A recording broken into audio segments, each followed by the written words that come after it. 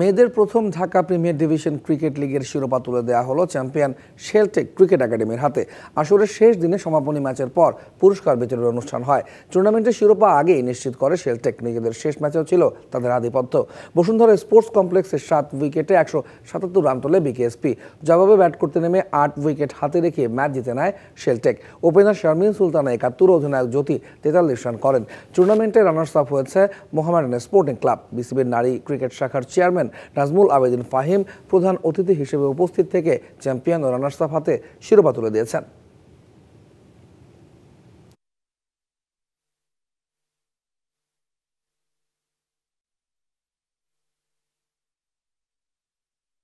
Thanks to cricket board যে এই সময়টা এই স্লটে আসলে এই লিগটা না খেলে বাকি প্লেয়ারদের জন্য অনেক বেশি খারাপ হতো, কারণ এরপরে আমরা কোয়ালিফাই খেলতে যাবো, সো আমাদের জন্য অনেক ইম্পর্টেন্ট ছিল এই টুর্নামেন্টটা খেলা। এবং সেকেন্ডলি হচ্ছে বাইরে যারা প্লেয়াররা সারা বছর প্র্যাকটিস করে, অনেক বেশি পরিশ্রম করে, তাদের জন্য একটা ইনকামের রাস্তা। উৎসবের খুশি হবে নগদে বেশি, কারণ ঘন্টায় ঘন্টায় আছে গিফট জেতার সুযোগ।